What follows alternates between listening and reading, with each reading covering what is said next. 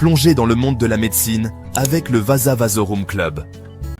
Bonjour la grande famille Vasa Vasorum Club. Aujourd'hui nous allons parler d'un sujet important qui est la drépanocytose.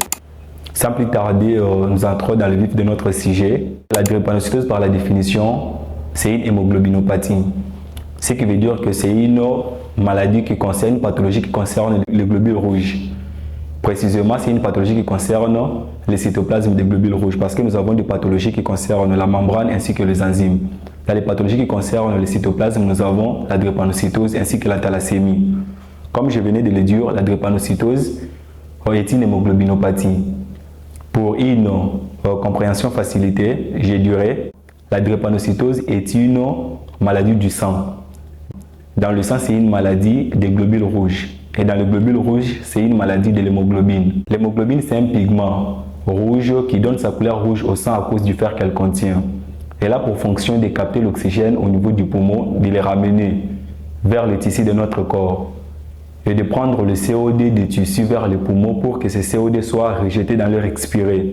Ce qu'il faut savoir est que dans la drépanocytose, l'hémoglobine est génétiquement mal formée et devient incapable d'assurer correctement sa fonction, qui est le transport de l'oxygène.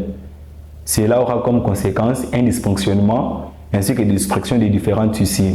Dans les conditions normales, l'hémoglobine normale, c'est-à-dire l'hémoglobine A une durée de vie de 120 jours avant d'être détruit et remplacé par un autre globule rouge produit dans la moelle osseuse. Chez un sujet drépanocytaire, l'hémoglobine normale qui est l'hémoglobine A est remplacée par l'hémoglobine anormale qui est l'hémoglobine S, dont les propriétés sont différentes, surtout lorsqu'elle est déchargée de l'oxygène. L'hémoglobine S cristallise, devient solide. Cela entraîne une déformation des globules rouges qui prennent plusieurs formes. Forme de fossiles, forme de banane. Et les globules rouges déformés, on les appelle les drépanocytes. Ces drépanocytes perdent leur faculté de déformabilité. Ils deviennent fragiles, leur durée de vie est raccourcie, ils sont détruits entre 10 et 12 jours au lieu de 120 jours comme c'était le cas pour les globules rouges normaux qui étaient AA. Ces drépanocytes obstruent le petit vaisseau. Ces obstructions aggravent la pénurie en oxygène des tissus irrigués et favorisent la prolifération des microbes. À ce qui concerne la cause de la drépanocytose, il s'agit d'une mutation intervenue sur le chromosome numéro 11 qui a provoqué les remplacements sur la chaîne protéinique bêta-adénacide aminé, qui est l'acide glutamique, par un autre acide aminé qui est la valine en position 6. Ce qu'il faut savoir est que l'acide glutamique, c'est un acide aminé hydrophile qui aime l'eau. Et la valine, c'est un acide aminé hydrophobe qui n'aime pas l'eau. Cette substitution, ce remplacement de l'acide glutamique par la valine fait que lorsque l'hémoglobine perd son contenu en eau ou lorsque l'hémoglobine est désoxygénée, cela entraîne la falciformation des globules rouges. Par rapport à la physiopathologie, tout d'abord, il faut savoir que je commence avec la physiologie normale. Après le transfert de l'oxygène par le globule rouge garde sa forme de disque biconcave et circule normalement dans le petit vaisseau. Pour cela, il se déforme pour s'adapter à la lumière des petits vaisseaux dont le diamètre est inférieur. Le diamètre est de 3 microns à se comparer à celui des globules rouges qui fait un diamètre de 7 microns. Et cette faculté des globules rouges, c'est ce qu'on appelle la déformabilité. C'est cette déformabilité qui permet aux globules rouges de traverser tout type de vaisseaux qui sont mis ou qui est mis à leur disposition. Dans la drépanocytose, l'hémoglobine S, lorsqu'il est désoxygéné, il perd cette faculté de déformabilité à cause de son hémoglobine S. L'hémoglobine S durcit les globules rouges et les globules rouges deviennent plus ou moins fragiles. À partir de là, ils circulent moins bien dans le petit vaisseau pauvre en oxygène et ils ne reprendront leur déformabilité que lorsqu'ils arrivent dans une zone où il y a assez d'oxygène. Après plusieurs passages de globules rouges, ces globules rouges vont perdre leur forme de disque biconcave et vont également perdre leur souplesse. Donc ils seront définitivement falciformés et vont obstruer des petits vaisseaux. C'est là que nous allons parler de vaso-occlusion. La vaso-occlusion sera caractérisée par des éléments, des situations, que ce soit en amont ou en aval. En amont, on aura une stase vasculaire, ce qui va entraîner une hyperviscosité, hypercoagulabilité pour nous amener à la formation des caillots, des thromboses. Des thromboses qui pourraient entraîner plusieurs complications comme des AVC et autres. En aval, c'est qu'on va constater que, vu que l'oxygène n'arrive plus en périphérie, les tissus vont se mettre à souffrir et cela se traduira par des douleurs. On aura une ischémie, on aura une hypoxie et ces éléments-là, on peut avoir un infarctus. Et ces éléments-là vont se traduire par des douleurs. Et c'est ce qu'on va appeler sur le plan clinique des crises vaso-occlusives.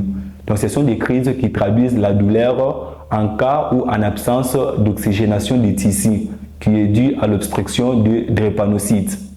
À ce qui concerne les manifestations cliniques, nous avons une triade qui est caractérisée par des crises vaso-occlusives, des crises hématologiques et des complications. Par rapport aux crises vaso-occlusives, je venais de le dire que les crises vaso-occlusives traduisaient la douleur. Donc ça reste le principal motif de consultation. Dans les crises vaso-occlusives, nous avons des crises vaso-occlusives en rapport qu'on appelle ostéo-articulaire, caractérisées par le syndrome de main de pied qu'on verra chez les enfants de 6 à 12 mois.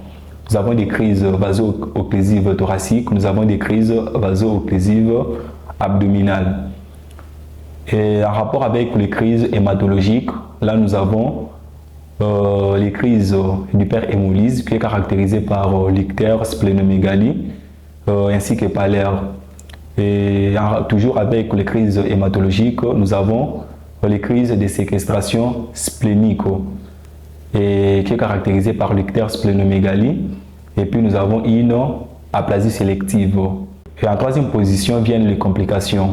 En ce qui concerne les complications vont de la tête aux pieds. Au niveau de la tête, on aura l'AVC. Au niveau des yeux, on aura une rétinopathie drépanocytaire. En rapport avec le thorax, au niveau du cœur, on aura une cardiomyopathie. Au niveau des poumons, on aura une fibrose pulmonaire. Par rapport à ce qui concerne l'abdomen, on aura, en rapport avec la rate, on aura une splénomégalie. En rapport avec le foie, on aura une hépatomégalie. En rapport avec le voie biliaire, on aura une lithiase. Et en rapport avec les organes génitaux, on aura les priapismes. Par rapport aux complications d'ordre général, un élément à connaître, nous avons les infections à germes encapsulés ainsi qu'un retard staturopondéral.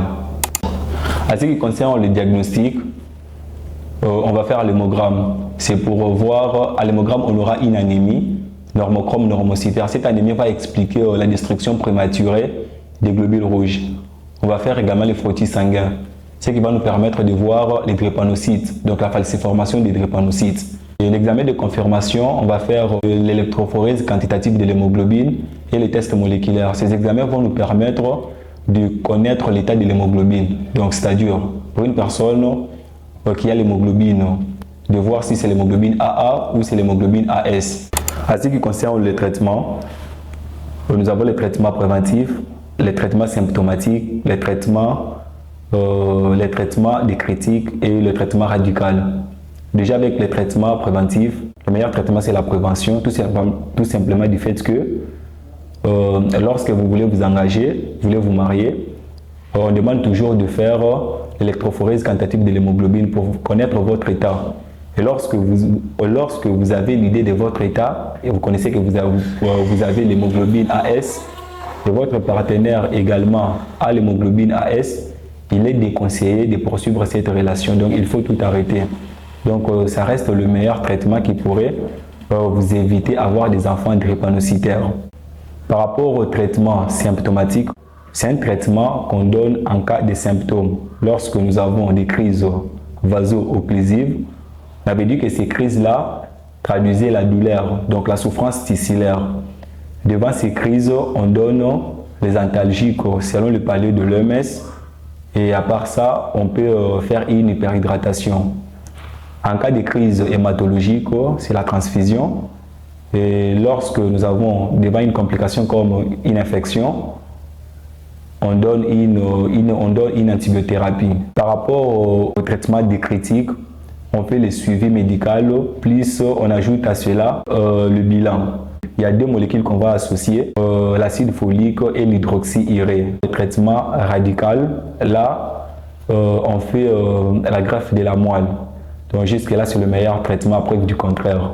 Donc, le conseil qu'on aimerait vous donner est que il y a des conditions qu'il faut éviter lorsqu'on est drépanocytaire. Parce que ces conditions-là vont vous permettre de ne pas vous retrouver dans des situations critiques.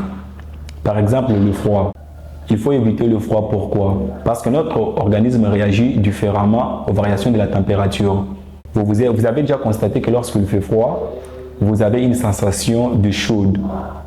Et cela s'explique tout simplement du fait que l'organisme, le vaisseau du corps humain subit une vasoconstriction, ce qui ralentit le flux sanguin. Et ce ralentissement permet de concevoir la chaleur du corps.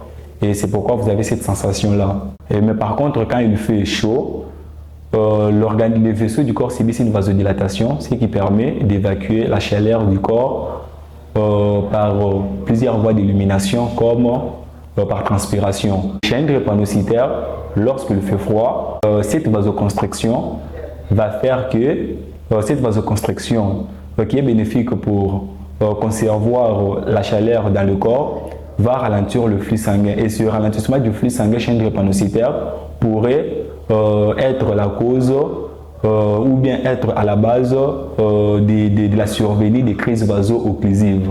Donc c'est pourquoi c'est conseillé à un drépanocytaire de se couvrir quand il fait froid, tout simplement du fait qu'il va créer une sensation, une température différente par rapport à son organisme, ce qui va permettre cette température créée va faire à ce que le vaisseau du corps vont devoir maintenir une bonne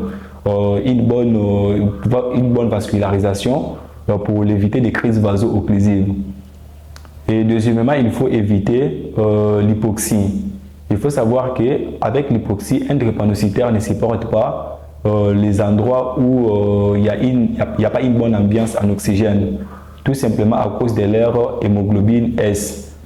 L'hémoglobine S, en absence de l'oxygène, l'hémoglobine S cristallise, devient solide et cela obstrue le vaisseau et nous amène dans un tableau de crise vaso-occlusive. Un drépanocytaire doit éviter les infections.